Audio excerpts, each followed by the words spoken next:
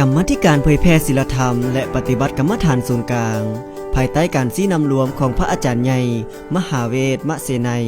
รองประธานองค์การพุทธศาสนาสัมพันธ์ลาว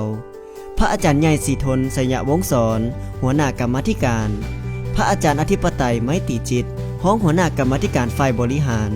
พระอาจารย์พุทธสอนละครคำรองหัวหน้ากรรมาธิการฝ่ายวิชาการโดยมีการเฮ็ดเวียกที่เป็นระบบแบ่งออกเป็น5หน่วยงานและ2โครงการกรรมาธิการเผยแพร่สามารถเฮ็ดเวียกได้อย่างเป็นระบบที่เผยแพร่ผลงานให้เข้าถึงชุมชนและก็ให้กว้างไกลทั้งภายในและต่างประเทศแต่สำคัญที่สุดเหมือนหน่วยงานวิปัสสนากรรมฐานสามารถฝึกอบรมจิตใจของประชาชนและนักเรียนนักศึกษาที่ให้เข้าถึงแก่นธรรมอย่างแท้จริงฝึกอบรมให้บรรดาคณะกรรมาธิการให้มีความรู้ความสามารถในการปฏิบัติเวียกงานให้ถูกต้องและสอดคล้องตามแนวทางนโยบายของพรรคและรัฐเพื่อแผ่พุทธศาสนาออกสู่ประชาคมอาเซียนนี่เป็นสิ่งที่ทางกรรมาธิการเน้นและก็ปฏิบัติมาและก็เป็นแผนในตัวหน้าฮอด2020เราสมควรที่จะได้พัฒนาไม่ว่าจะเป็นคู่มือหลักสูตรก็ดีหรือว่าคู่มือในการฝึกอบรมในการเผยแพร่ในการนำเสนอสื่อต่างๆก็ดีกรรมาธิการเผยแพร่ศีลธรรมได้จัดกองประชุมเป็นประจำทุกๆเดือนเพื่อวางแผนปรึกษาหารือทอดถอนเวียกงานและได้ดำเนินตามแผนที่วางไว้ในต้นปีระหว่างวันที่5ถึงวันที่9มีนาได้จัดฝึกอบรมเพื่อสร้างความเข้มแข็งแก่กรรมาธิการซึ่งมีผู้เข้าร่วมฝึกอบรมทั้งหมด54องค์ทานที่วัดศรีสะเกษนครหลวงเวียงจันทน์นอกจากนี้กรรมาธิการเผยแพร่ศีลธรรมได้ลงติดตามสุขยุอปสขั้นแขวง18แขวงทั่วประเทศลาวและเพื่อสร้างศูนย์ปฏิบัติธรรมให้ได้ครบทุกแขวงซึ่งผลได้บรรลุตามเป้าหมาย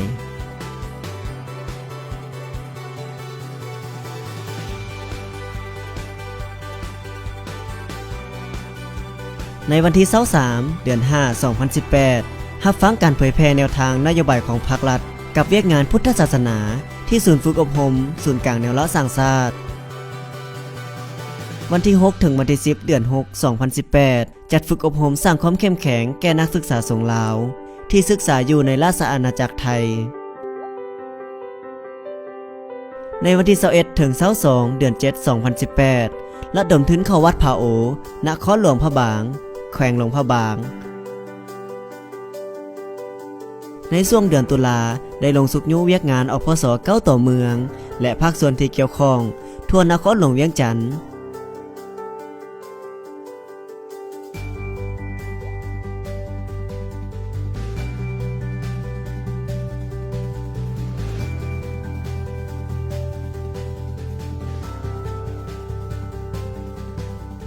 การเฮ็ดเวียกที่เป็นระบบเชื่อมโยงกับ5หน่วยงานของกรรมาธิการเวียกงานทางด้านการจัดกองประชุมการเคลื่อนไหวเวียกงานต่างแขวงทางภายในหรือว่าต่างประเทศที่ผ่านมาการประสานงานก็ถือว่าลงตัวไปด้วยดีในปี 2018 นี้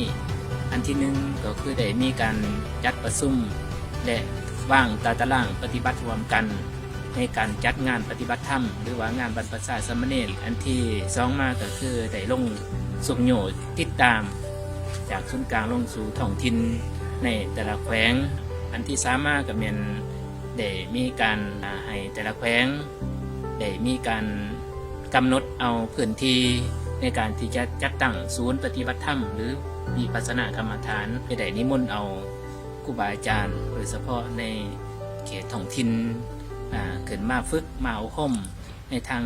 ด้านศีลธรรมและปฏิบัติวิปัสสนากรรมฐานให้มีความรู้ความสามารถใน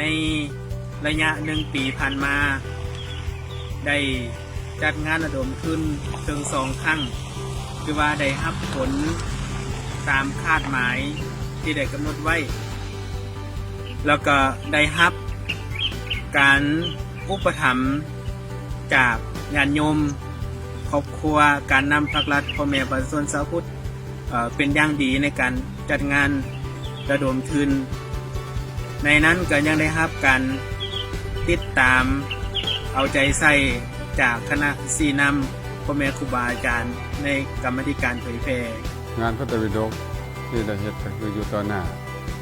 ของท่านทั้งหลายที่ได้เบิ่งอยู่ก็มีครูบาอาจารย์ที่เป็นทีมงาน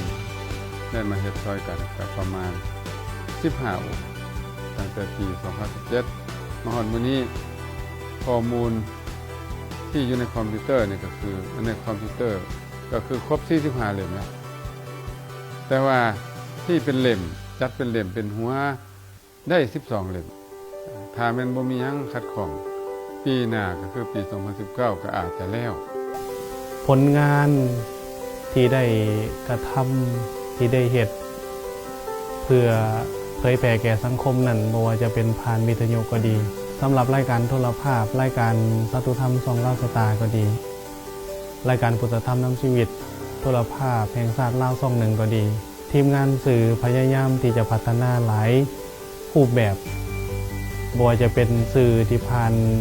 โลกสมัยใหม่ในยุคปัจจุบันเป็นผ่านเพจของ Facebook ก็ดีบ่ว่าจะเป็นเว็บไซต์ก็ดีทั้งผ่าน YouTube ก็ดีสร้างละครวิทยุสร้างละครโทรทัศน์สร้างสารคดีธรรมะที่เป็นประวัติในทางพุทธศาสนาเป็นธรรมะนิยายอิงประวัติศาสตร์หรือว่าสาราธรรมหรือว่าประวัติความเป็นมาต่างๆที่เกี่ยวกับพิธีของวัฒนธรรมประเพณีอันดีงามของคนลาวชาวพุทธที่มีอยู่ นอกจากนี้เรียกงานของ2โครงการใหญ่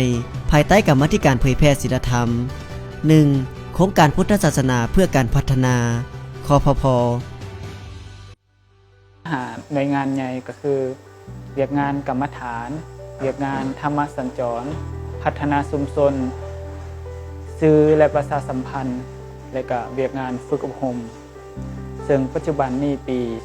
2018 ได้ดำเนินงานอยู่3เวียกงานหลักๆก็คือธรรมสัญจรการฝึกอบรมและเวียกงานพัฒนาชุมชนในปี 2018 นี้ก็สามารถลงสอนอยู่โรงเรียนได้13แห่งและลงบรรยายธรรมะวาไรตี้อยู่โรงเรียนต่างๆตามศูนย์หรือว่าบ้านได้24แห่งการฝึกอบรมนี่ก็ถึงปัจจุบันนี้เป็นหุ่นที่10แต่ละหุ่นก็จะมี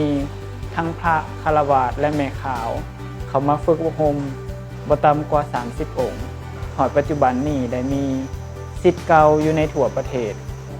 หน่วยงานพัฒนาชุมชนนี่ก็คือเป็นมากผลของหน่วยงานฝึกอบรม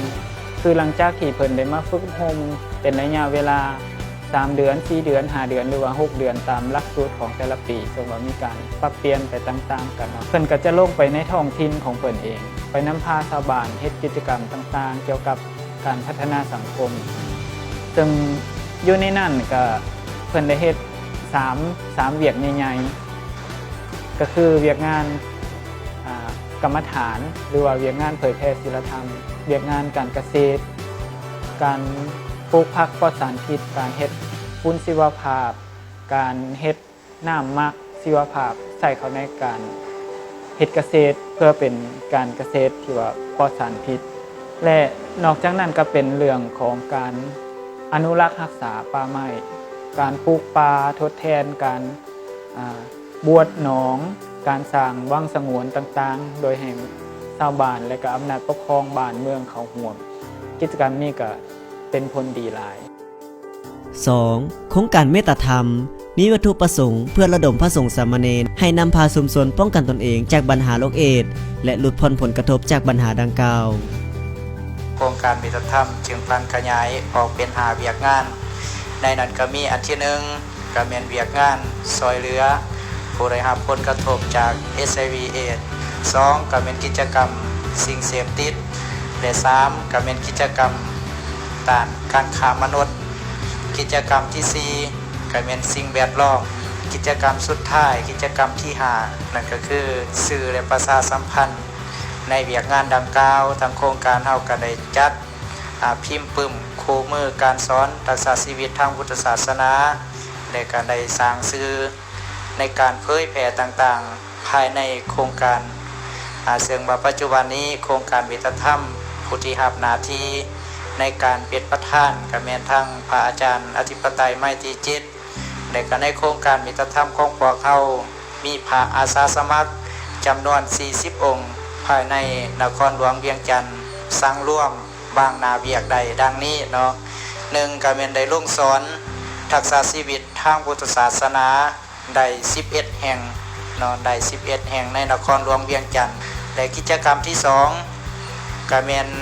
การจัดโครงการบรรพชาสามเณรได้6โครงการในนครหลวงเวียงจันทน์กิจกรรมที่3ก็แม่นการเฮ็ดบุญในโรงเรียนกิจกรรมที่4ก็แม่นบรรยายธรรมนอกสถานที่กิจกรรมที่5ก็แม่นฝึกอบรม